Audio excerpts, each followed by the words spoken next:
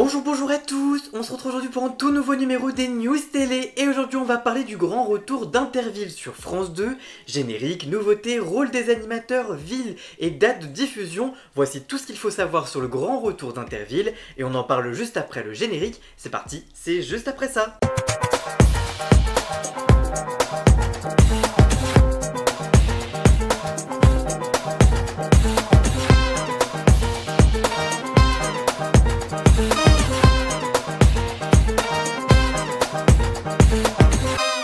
Son retour était annoncé depuis 2019, la pandémie du Covid-19 et les Jeux Olympiques de Paris 2024 sont entre-temps passés par là. Cette fois-ci, ça y est, Interville, l'émission de télévision soixantenaire créée par Guy Lux et Claude Savary, va animer l'été 2025 des téléspectateurs de France 2. Voici donc tout ce qu'il faut savoir. Quel rôle pour les animateurs du retour d'Interville? Ce sont les grandes figures même de l'ORTF qui ont porté Interville. Il était important pour France Télévisions qu'Interville redonne aux téléspectateurs le goût des vacances et de l'été, commente alors Stéphane Sietbon-Gomez, directeur des antennes et des programmes de France Télévisions lors de la conférence de presse de présentation de l'émission.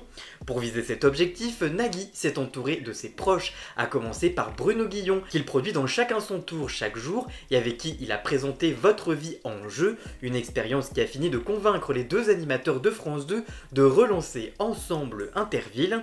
C'est là que nous nous sommes rendus compte que la synergie que nous pouvions avoir avec Nagui à l'animation. Bien sûr, je vais balancer Nagui à la flotte, indique-t-il. Si nous avons envie de voir des candidats qui se cassent la figure, nous, les animateurs, donnerons aussi de notre personnalité, explique Bruno Guillon lors de cette même conférence de presse. Pour accompagner les deux figures titulaires chargées de présenter les règles de la vingtaine de jeux au programme de cette saison, 12 par émission, les deux anciennes Miss Valérie Bègue et Camille Serre seront les premières supportrices des équipes bleues pour la première et rouge pour la seconde.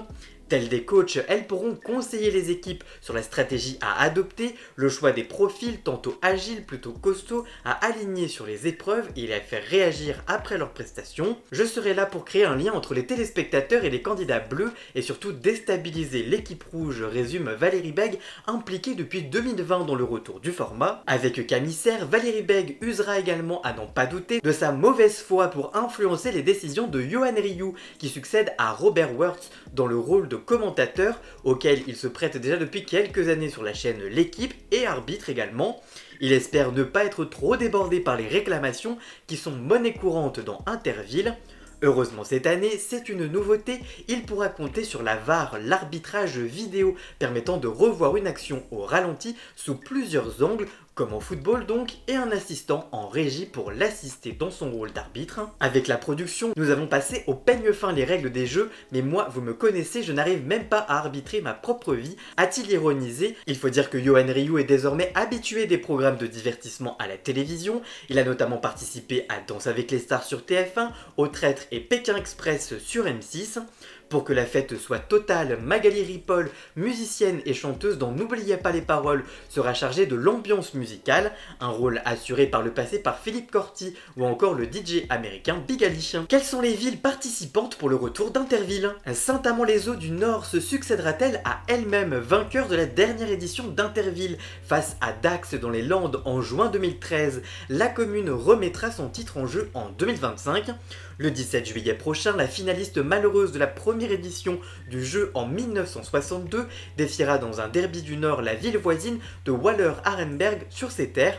Auparavant, Beauvais recevra Coulanges-les-Nevers dans la Nièvre le 3 juillet et Gap accueillera Bourgoin-Jallieu dans l'Isère le 10 juillet. Les villes vainqueurs des 3 premiers matchs se qualifieront pour la finale du 27 juillet. Une seule d'entre elles aura l'honneur alors de décrocher le titre de Interville 2025. Ces 6 villes privilégiées ont été choisies pour des raisons extrêmement simples. L'envie, l'engouement, l'excitation de participer à Interville, a indiqué Nagui, dont les équipes ont relancé pratiquement toutes les mairies de France par courrier l'an passé. Toutes partagent le même esprit de compétition et alimentent bien volontiers, avec une dose bienvenue de mauvaise foi, la guerre de clochers. La baisse des dotations de l'État aux collectivités ont, je cite, empêché certaines communes de se porter candidates. Il n'y a aucun échange financier entre elles et nous, mais nous leur demandons de gérer l'accueil et la logistique, c'est-à-dire la mise à disposition du site, des gradins, de la sécurité, des toilettes chimiques, de l'électricité, etc. Et cela coûte forcément beaucoup d'argent, a reconnu Nagui. D'autres, à l'image de Dax ou encore de Mont-de-Marsan, ont refusé de prendre part à l'aventure pour des raisons idéologiques cette fois, à l'instar de l'absence de Vachette dans cette nouvelle édition d'Interville. Pourquoi n'y aura-t-il pas de Vachette dans Interville 2025 ? Ce n'est absolument pas une décision personnelle ou de position d'un bobo végétarien, indique Nagui. Comme Fort Boyard avait renoncé au tigre en 2022, Interville se passera des vachettes pour la première fois de son histoire en 2025. Nagui a répété en conférence de presse ce qu'il avait annoncé il y a déjà quelques années dans la presse. Je cite, « J'ai beau être personnellement un anti-corrida, c'est d'abord la chaîne qui m'a dit qu'évidemment il n'y aurait pas de vachettes dans cette version, et j'ai bien évidemment acquiescé. En France, citez-moi une seule émission de divertissement à la télévision avec des animaux. Cela n'existe pas, ce n'est plus possible par la loi. Nous avons largement compris que les animaux étaient doués de sensibilité, d'émotion et qu'ils n'étaient pas forcément à l'aise avec le bruit et les lumières des plateaux télé. J'ai vécu une triste aventure avec une vachette qui est décédée à l'Istre d'Abo dans l'Isère en 2005 sur le plateau d'Interville. Quand une vachette meurt sous tes yeux pendant la répétition, tu n'emmènes pas lourd. J'ai quand même vu aussi des piqûres enfoncées pour qu'elles démarrent et qu'elles sortent de l'enclos le plus rapidement possible. Je n'ai pas envie de voir ce genre de spectacle pour cette nouvelle version d'Interville. Pour autant, la vachette, emblème de l'émission depuis ses débuts, devrait rester la mascotte d'Interville et un personnage à part entière de l'émission. Zep, le créateur de la bande dessinée Titeuf, a été chargé de la dessiner. C'est ainsi que Topa, en référence au gimmick du programme Top à la vachette, qui est né. Il fallait qu'elle ait un rôle, c'est pourquoi nous avons décidé que les civils seraient représentés par une vachette. Un candidat de chaque équipe portera donc le costume pendant l'émission et sera chargé à la fois d'assurer l'ambiance, d'inciter les supporters à encourager leur équipe, mais aussi de perturber la progression des candidats adverses en les faisant trébucher tel un trouble fête durant les jeux. Nous aurons le même effet rigolo du gadin. Mais alors, quelles seront les épreuves du grand retour d'Interville ? Ce sont les mêmes jeux qu'avant, les mêmes piscines, les mêmes bains moussants, les mêmes tapis roulants. À planter le décor Yohan Ryu, nous avons voulu conserver l'esprit Interville, a confirmé Nagui, qui a cité des noms d'épreuves cultes telles que les courses des manchots, la course épique Chin Chin ou encore 1, 2, 3 Disco. Il y aura aussi l'épreuve du tir à la corde, elle sera agrémentée de questions rapides et ludiques avec 2 possibilités de réponse à l'image de celle que pose Bruno Guillon dans Chacun son tour. Ainsi, pendant que les candidats tirent à la corde, ils devront répondre à une question les uns après les autres. S'ils se trompent, ils seront obligés de lâcher la corde, ce qui handicapera leurs copains. Les quiz ont toujours existé dans Interville, parfois le maire était invité à y répondre et parfois Bruno Retailleau trichait avec Olivier Chiabodo, a ironisé Nagui. Avant de présenter la nouvelle mouture du mur des champions, dans cette épreuve finale, 2 candidats réaliseront l'ascension du mur des champions à la seule force de leurs bras. Le premier débutera à une hauteur correspondant au nombre de points accumulés par son équipe tout au long de la soirée. Pour cette finale, nous avons instauré un peu de parité. Auparavant, 3 hommes se relayaient sur le mur des champions. Cette année, un homme sera chargé de la première ascension. Il redescendra ensuite en toboggan pour ensuite passer la main à une femme qui grimpera un mur d'escalade avant de passer par le même toboggan.